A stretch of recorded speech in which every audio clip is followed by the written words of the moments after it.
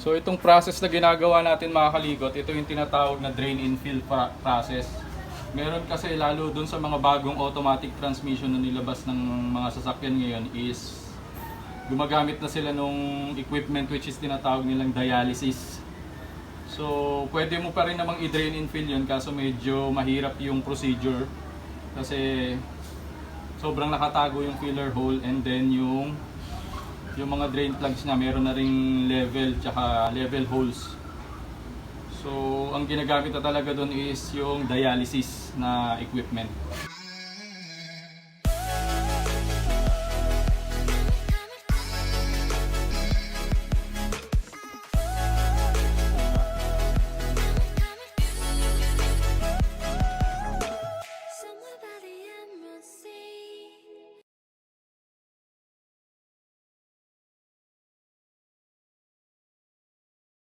So hello there once again mga kalikot. Welcome again dito sa bagong episode ng ating Kalikot TV. So ang gagawin naman natin ngayon mga kalikot is kung paano magpalit ng ating automatic transmission fluid.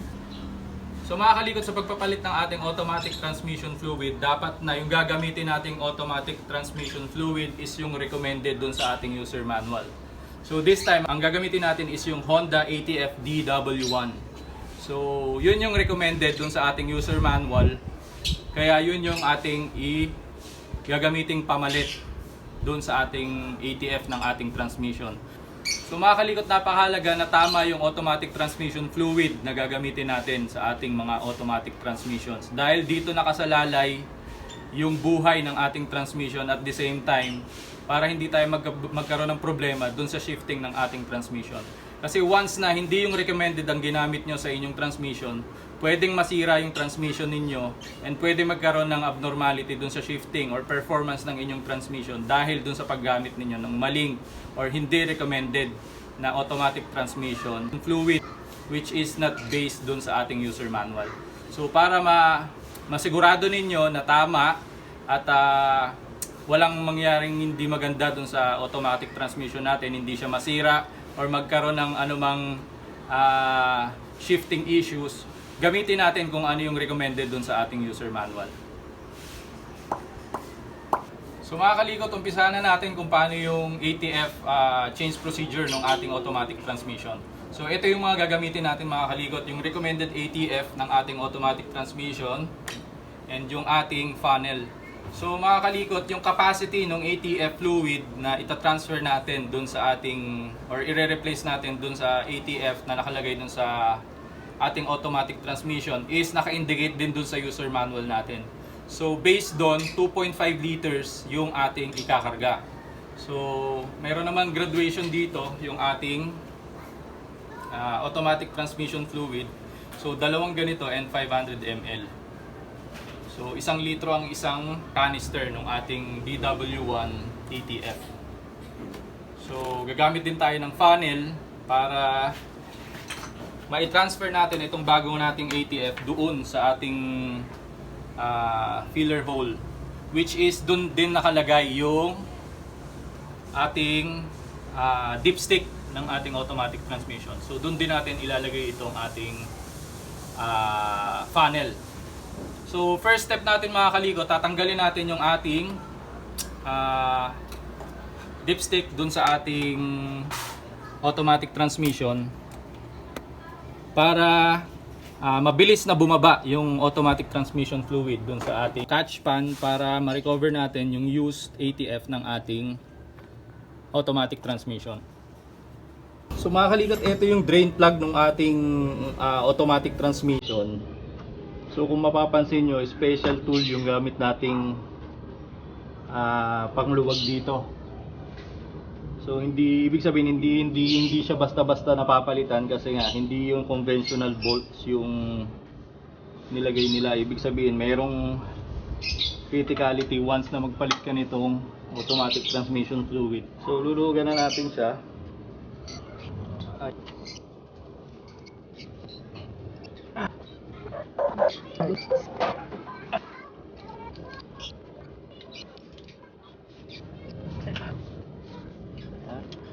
So So mga kalikot, naluwagan na natin yung ating drain plug. So dahan-dahan lang din natin siyang huhugutin, luluwagan para makontrol natin yung release ng fluid.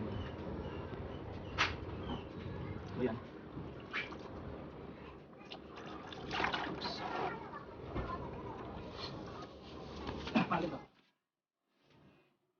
So mga kalikot, dito sa ating drain plug, makikita nyo parang merong build up itong parang mga maitim na to.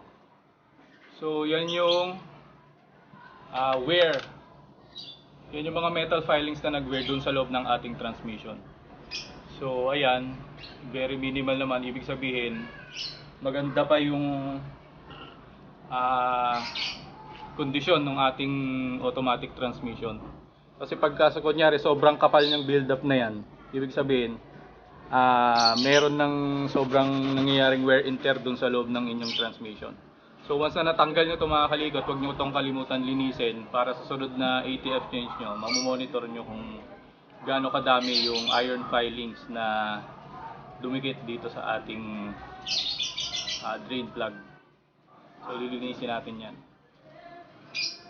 So ayan siya mga kalikot. Kita nyo naman na sobrang minimal niyan. Ibig sabihin, mababa pa yung wear percentage ng ating automatic transmission. Kasi tama at recommended yung ATF na ginagamit natin during magpapalit tayo ng ating automatic transmission fluid. Kaya mahalaga na tama yung ilalagay natin based doon sa ating user manual. So pag malinis na yan mga kalikot, and tapos na rin mag-drain yung ating ATF, ibabalik na natin ito dun sa ating drain hole. Mga kalikot, tapos na natin i-drain yung ating ATF fluid. So punasan natin yung labi ng ating drain hole and ibabalik na natin itong ating drain plug. So ayan, ihipitan na natin ito. So ayan mga kalikot, pagsasali na tayo ng ating ATF. So mga kalikot, make sure lang na malinis yung ating funnel na gagamitin bago tayo magsali ng ating ATF. So dahan-dahan lang mga kalikot para hindi siya mag-overflow sa ating filler hole.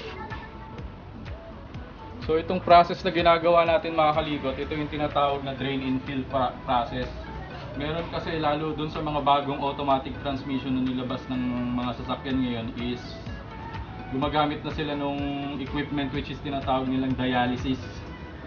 So pwede mo pa rin namang i-drain and fill yun, kaso medyo mahirap yung procedure kasi sobrang nakatago yung filler hole, and then yung mga drain plugs niya meron na ring level tsaka level holes. So ang ginagamit na talaga doon is yung dialysis na equipment. So, ginawa nila yon kasi sobrang complicated na ng mga transmission na design na gumagamit ng ganung procedure. Kaya dapat expert mechanic talaga yung gagawa ng ATF procedure, kasi dapat alam talaga nung magkakandak nung ATF change procedure yung pinagagawa niya.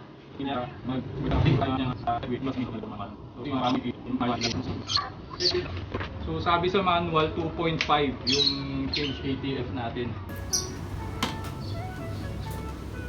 So kalahati na lang nitong pangatlong ikakarga natin.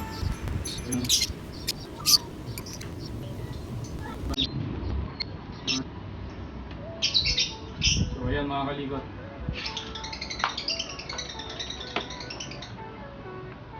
Based dun sa ating graduation sa ating container, 2.5 liters yung nailagay natin.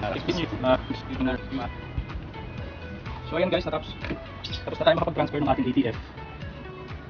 So linisan lang natin itong ating filler hole and yung mga tumagas na ATF dun sa ating cover. And then babalik na natin yung ating ATF dipstick. And i-check natin yung level kung tama. So guys, yung pag-check natin, yung procedure ng pag-check natin ng tamang levels ng ATF fluid is ilalagay ko na lang yung link sa description box para malaman niyo yung detailed procedure paano i-check na tama yung level ng inyong automatic transmission. So babalik na lang natin itong ating dipstick. Since tama naman yung level and yung quantity ng ATF na nilagay natin sa ating automatic transmission. So ayan mga kalikot, natapos na naman tayo dito sa panibagong episode ng ating Kalikot TV. And I hope nakatulong ito sa inyo. And kung nagustuhan mo ito kalikot, huwag mo itong kalimutang i-like. And kung nakatulong ito sa iyo, huwag mo itong kalimutang i-share sa iba para yung gustong mag-conduct ng ATF transmission fluid procedure replacement sa kanilang mga sasakyan ay magawa din nila ito on their own. And don't forget to subscribe to our channel para maging updated ka dun sa mga exciting videos pa na ilalabas natin dito sa ating Kalikot TV. So hanggang sa muli mga kalikot, paalam!